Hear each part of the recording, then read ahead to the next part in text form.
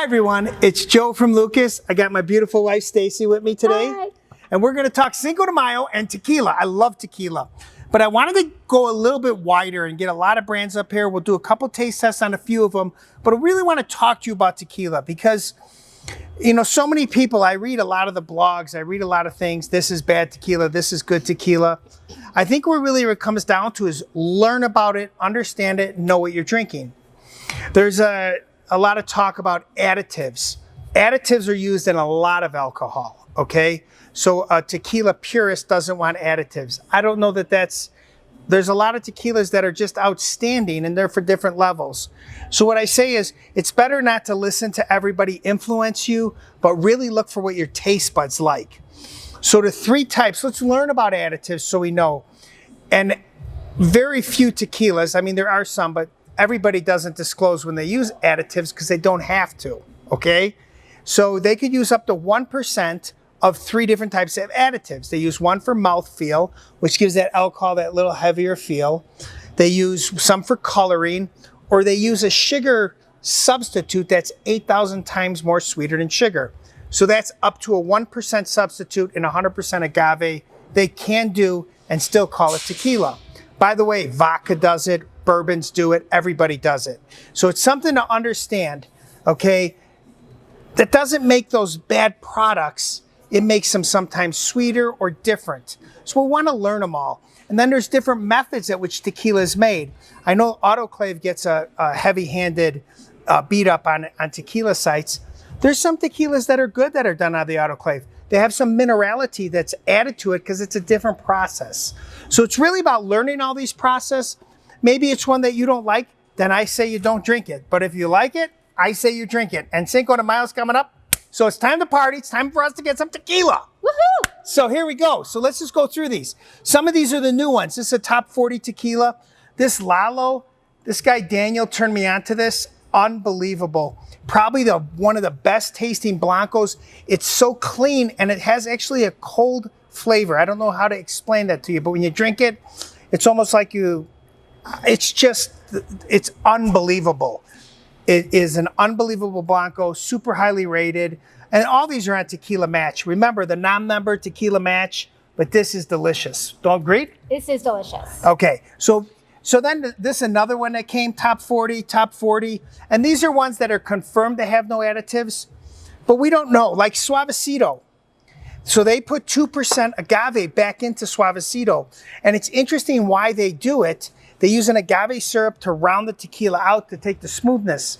They also lower the proof to 70%. And this is sold as the world's smoothest tequila. I don't know if anyone's ever tasted it. It's incredibly smooth, all right? But it's better to talk about how they make these if we know 100% how they make them so we can pass it on to you. But there's great ones. Oh, one more category, a Cristalino. We're gonna taste one of these today. So a lot of tequila enthusiasts say Cristalinos are not tequila. Well, they are. It's just they add in, they process, they do things different. So what happens in a Cristalino is you take an extra añejo, which is this Adictivio, okay? And then they charcoal filter it and they turn it into a Cristalino. So basically it strips the wood notes off, but gives you an aged tequila that's really sweet. Is it a traditional tequila? It isn't. But I found a lot of Cristalinos to be just flat out delicious, and we're gonna have one today. We're gonna have the Cava. We're gonna talk about that one. All right, let's just jump into these. What are we drinking? G4, this is excellent. There's so many great tequilas. There's hundreds of them. Let's start out with, I always like to start a party with Aguamel. I make all my margaritas out of Aguamel, stripped, which is a $10 margarita mix. It's really heavy lime. It's very citrusy. And Bouchance, which is a $20 orange liqueur from France. A small, it's just outstanding. Makes the perfect margarita. And remember, when you make your margaritas, only float your orange. Never mix it in. Super important to understand. All right, so let's talk about Aguamel.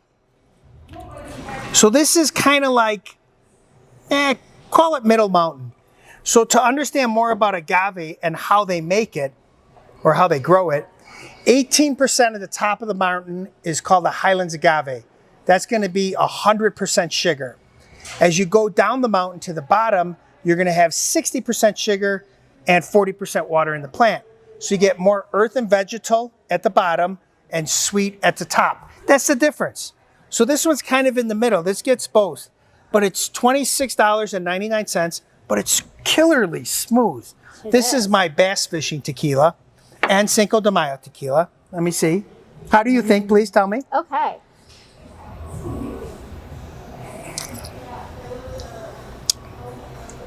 It smells nice and sweet. It tastes sweet. Other than a margarita, I love to mix this with a little bit of club soda and some fresh lime. Sit out on my back patio, kind of enjoy the weather, watch my dogs. So if you're not into margaritas, that's another great way that you can enjoy this tequila. So we drink a lot of tequila together. That's our favorite drink. And we do drink a lot of Aguamel because it's inexpensive. And I think that's great. It's a great, inexpensive 83 points on Tequila Match. And I think that's important. Tequila Match kind of tops out at 90 points. So if you're learning tequila for the first time, 83 points is pretty amazing. You not finish yours? I was going to save it for later. I was going to finish mine. Anyways, that's delicious. All right. Now let's go on to, when you get into Adictivio or Cava de Oro, there says that there's additives or there isn't additives. They're 100% Weber Blue Agave tequila. There's no verification that says there's an additive. It is very sweet though. So those that are experts in tequila, which I haven't met any, say this has an additive. And I don't know it till I go there and actually visit these places. But this is kind of it's a sweet tequila. It's not quite as sweet as like a cava. It's done on French oak. It's interesting. It really has an interesting flavor to it. This is a more approachable tequila to the masses. So when you get into like Lalo, Arte, San Mateus, El Quimia, this one tastes very similar to Tapatio, Cachucan. So you got to learn the tequilas and the different flavors behind them. They're like wine. It's like drinking a Cabernet or drinking a Pinot or drinking a Chardonnay. They're so different. So we'll go back to this guy. This is an extra añejo on French oak. French oak always adds a lot of sweetness for my palate, okay? It's not the same for everybody, right? You got to taste these and start to learn them. On the nose, you get agave through the note. You get some vanilla on the nose itself.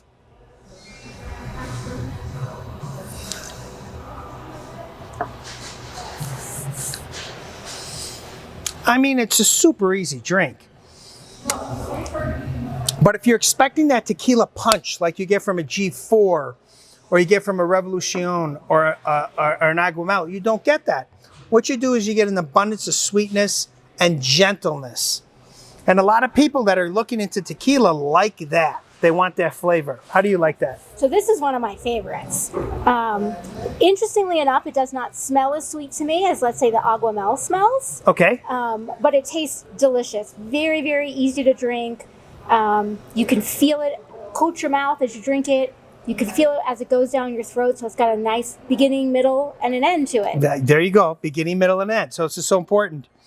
And the reason you don't smell as much sweetness on it is once it ages and you put that French oak on it, you actually tap the nose down the agave. So in really the big tequilas that everybody loves, like Tapatio Elección, the G4 Extra Añejo, when they age them, the first note is agave, even though they're 5 years old. And that's why everybody loves those. This first note is not going to be agave. It's going to be the wood. So the wood is overtaking it. Again, it doesn't make it good. It doesn't make it bad. It's learning about these. Okay? I might take another sip of this one. All right, take another sip.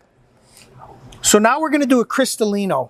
And I wanted to do variations of tequilas. And we could do, I love Volans. So Volans and G4, I don't know if you see those on the camera. They both come out of the same NOM number. Well, Volans is outstanding. These are some, depending on your palate, again, it's learn these. Learn the differences. We're going to start tastings up here shortly so we can really go through this together. And I'm so excited. Unfortunately, I don't think it'll be before Cinco de Mayo, but it's going to be like a week after. So you're going to have to take a risk and get some tequila for that Friday. All right. Now again, Cristalino is an extra añejo like this, and they charcoal filter it. So what happens is the wood notes come off it. And what you end up is with aged agave. So the agave smells should come back. And it does. It smells much closer to the agumel. Absolutely.